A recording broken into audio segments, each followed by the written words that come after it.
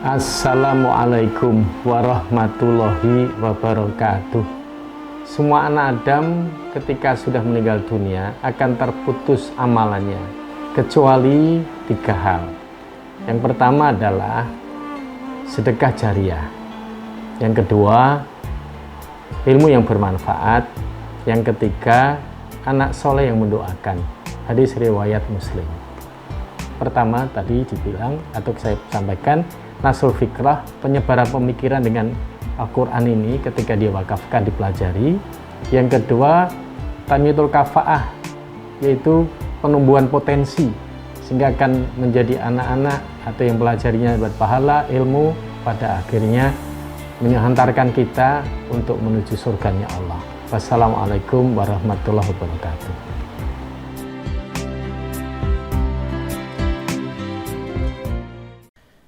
Bismillahirrahmanirrahim. Assalamualaikum warahmatullahi wabarakatuh. Alhamdulillahirrahmanirrahim. Wassalatu wassalamu ala asyrafil mursalin wa ala alihi wa ashabihi ajma'in, amma ba'du. Sahabat sekalian dirahmati Allah subhanahu wa ta'ala, pada kesempatan lalu kita telah berbicara mengenai urgensi ma'rifatullah atau ahammiyatu ma'rifatillah. Pada kesempatan ini kita akan berbicara tentang at-tariq ila ma'rifatillah, yaitu cara atau metode dalam mengenal Allah Subhanahu wa taala. Karena begitu pentingnya materi tentang ma'rifatullah ini, maka kita juga harus paham bahwa ada metode serta cara khusus untuk mengenal Allah Subhanahu wa taala agar kita berhasil dalam mengenal Allah Subhanahu wa taala. Sahabat sekalian yang dirahmati Allah Subhanahu wa taala, manusia Allah Subhanahu wa taala ciptakan dengan membawa anugerah fitrah dalam dirinya. Dan Allah Subhanahu wa taala sampaikan, fa'aqim wajhaka lid-dinil qayyim. Manusia diciptakan oleh Allah Subhanahu wa taala dengan membawa fitrah, yang mana fitrah ini akan membawa dia pada ma'rifatillah. Sebagaimana Allah Subhanahu wa taala berfirman, fa'aqim wajhaka lid-dini hanifa fitratallahi allati fataran nasa 'alaiha la tabdila li khalqillah dzalika ad-dinul qayyim walakinna aktsaran nasi la ya'lamun. Maka hadapkanlah wajahmu dengan lurus kepada agama Allah, fitrah Allah yang telah menciptakan manusia menurut fitrah itu. Tidak ada perubahan pada fitrah Allah, agama yang lurus, tetapi kebanyakan manusia tidak mengetahuinya. Quran surah Ar-Rum ayat 30. Sebagian ulama mengatakan bahwa arti fitrah yang disebutkan di dalam ayat ini adalah al-Islam, yaitu agama Islam. Sebagaimana hal ini dikuatkan dari hadis yang disampaikan oleh Abu Hurairah radhiyallahu taala anhu. Rasulullah sallallahu alaihi wasallam bersabda, kullu mauludin yuladu ala fitrah. Setiap anak yang dilahirkan dalam keadaan fitrah. Fa abawahu yuhawidanihi, maka kedua orang tuanya lah yang menjadikan dia Yahudi. Au yunassiranihi, atau menjadikan dia Nasrani. Au yumajisanihi, atau menjadikan dia Majusi. Hadis riwayat Muslim. Sebagian yang lain dari para ulama menjelaskan bahwa fitrah Allah di sini yang dimaksud dalam ayat ini adalah ciptaan Allah, yaitu manusia diciptakan Allah mempunyai naluri agama, ya, atau insting agama, yaitu tauhid. Agama tauhid. Kalau ada manusia tidak beragama, yaitu tidak beragama tauhid, maka hal itu tidaklah wajar. Mereka tidak beragama tauhid itu hanyalah lantaran pengaruh lingkungan. Baik lingkungannya itu orang tuanya, kedua orang tuanya, atau lingkungan di sekitarnya, tetangganya, tempat bergaulnya, temannya, dan lain sebagainya. Oleh karena itu Allah Subhanahu wa taala mengutus para nabi dan rasul dengan tujuan agar bagaimana naluri agama ini tertata, terdidik, terbimbing di jalan Allah yang lurus. Kalau tidak ada nabi, maka mustahil naluri keagamaan tersebut bisa bertahan dengan baik.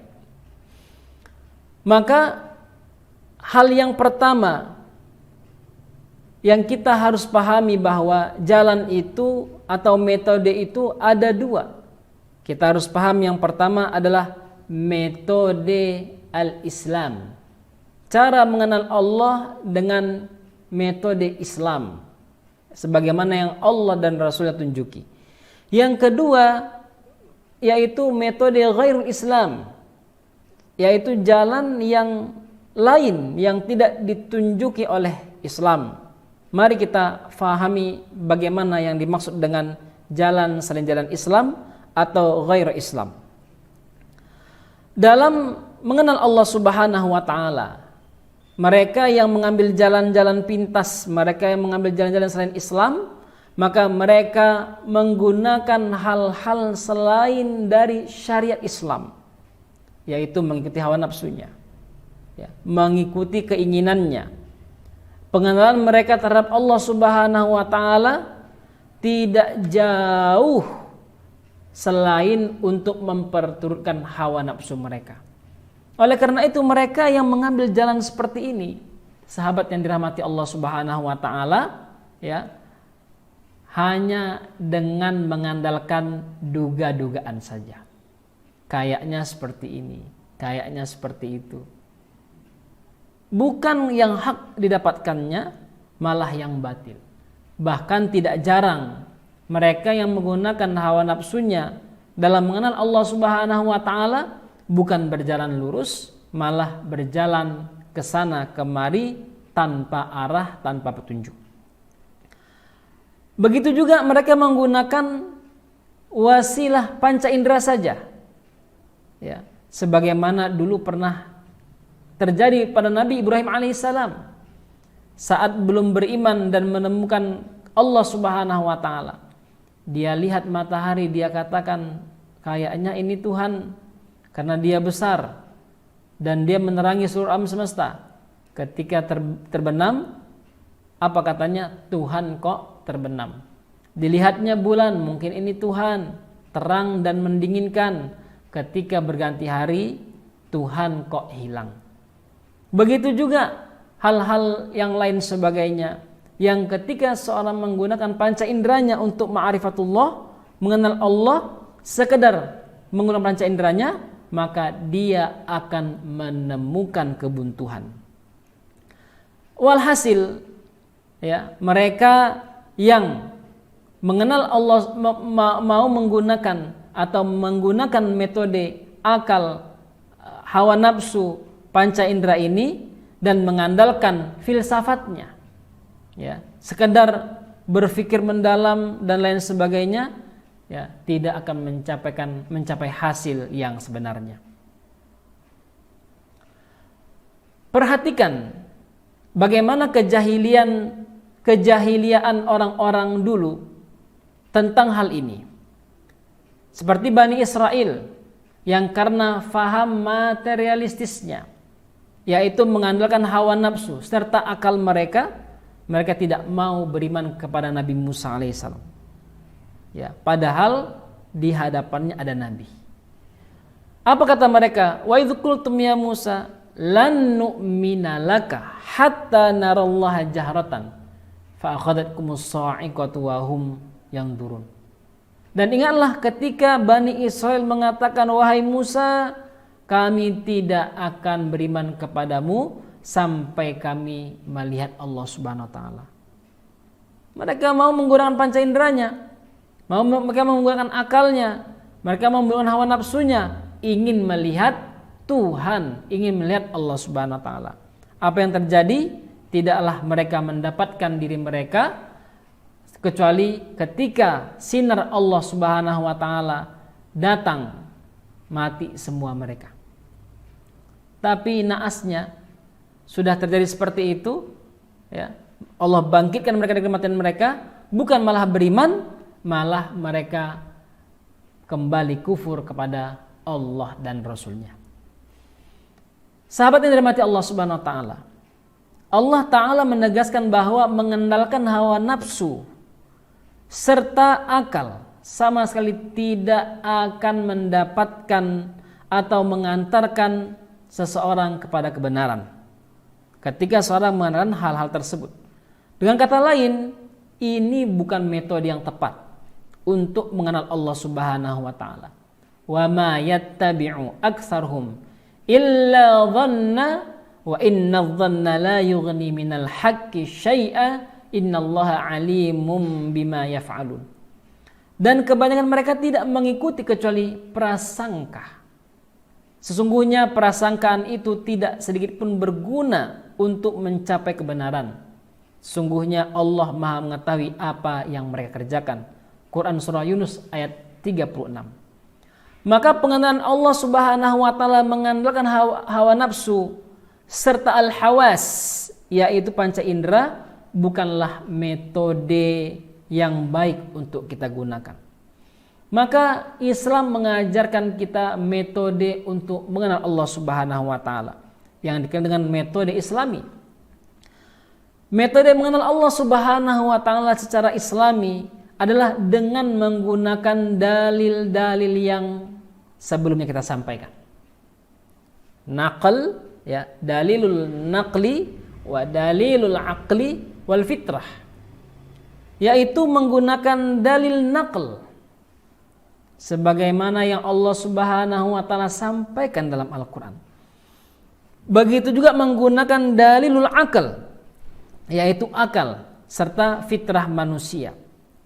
Dalam hal ini juga termasuk kita menggunakan pendengaran kita, menggunakan mata kita, pemikiran kita, melihat mukjizat-mukjizat yang Allah Subhanahu wa taala datangkan kepada nabinya. Begitu juga melihat ayat-ayat kauniyah serta segala apa yang ada di langit dan di bumi menjadi tanda akan mewujudnya Allah Subhanahu wa taala. Oleh karena itu, Allah Subhanahu wa taala menegaskan kepada kita tentang orang-orang kafir yang tidak mau menggunakan hal-hal tersebut untuk mengenal Allah Subhanahu wa taala. Wa qalu law kunna nasma'u aw na'qilu ma kunna fi ashabis sa'ir. Dan mereka berkata, sekiranya kami mendengarkan atau memikirkan, niscaya tidaklah kami termasuk penghuni neraka yang menyala-nyala. Quran surah Al-Mulk ayat 10. Allah Subhanahu wa taala memerintahkan kepada manusia untuk memikirkan ayat-ayat Allah Subhanahu wa taala yang tersebar di segenap penjuru semesta ini agar mengenal Allah Subhanahu wa taala. Qul induru madza fis samawati wal ard. Katakanlah, lihatlah apa yang ada di langit dan di bumi. Wa ma tughnil ayatu, dan tidaklah cukup ayat-ayat tanda-tanda kebesaran Allah Subhanahu wa taala serta peringatan yang disampaikan oleh para nabi-nabi bagi orang-orang yang tidak mau beriman. Artinya orang-orang yang beriman ketika melihat ayat-ayat itu cukup bagi mereka mengenal Allah Subhanahu wa taala. Dalam ayat lain Allah berfirman, sanurihim ayatina fil afaqi wa fi anfusihim hatta yatabayyana lahum annahul haqq. Akan kami perlihatkan kepada mereka tanda-tanda kekuasaan kami di langit, di bumi, dan dalam diri mereka sendiri, hingga jelas bagi mereka bahwa Al-Quran itu adalah hak. Quran surah Fussilat ayat 53. Sahabat sekalian yang dirahmati Allah Subhanahu wa taala, Allah Subhanahu wa taala juga menyebutkan banyak di antara jin dan manusia yang akan terjerumus ke dalam neraka. Hal tersebut karena mereka tidak menggunakan penglihatan mereka, pendengaran mereka, hati mereka untuk ma'rifatillah, Allah berfirman, walaqad dzara'na li jahannam katsiran minal insi wal jin. Sungguh telah kami isi, penuhi neraka jahanam itu dari kebanyakan jin dan manusia. Apa penyebabnya? Lahum qulubun la yafqahuna biha, punya hati tak digunakan. Walahum adhanul la yasma'una biha, mereka punya pendengaran tapi tidak digunakan. Walahum a'yunul la yubsiruna biha, mereka punya penglihatan tetapi tidak digunakan. Ulaika kal an'am, mereka yang punya bekal-bekal ini tidak digunakan, maka seperti al-an'am, binatang ternak, balhum adol, bahkan lebih sesat daripada itu. Surah Al-A'raf 179. Maka metode mengenal Allah Subhanahu wa taala yang islami akan membuat manusia mencapai ma'rifatullah yang sebenarnya. Dia akan merasakan musyahadah di sana. Seakan-akan dia melihat Allah Subhanahu wa taala dengan melihat bukti-bukti keesaan Allah di langit dan di bumi. Dia akan merasakan Islamul wajah, hatinya tunduk kepada Allah Subhanahu wa taala, yang akhirnya sikapnya tasdiq, yaitu membenarkan apa yang Allah Subhanahu wa taala turunkan dalam Al-Qur'an. Inna fi khalqis samawati wal ard wa ikhtilafil laili wan nahar la ayatin liulil albab. Sungguhnya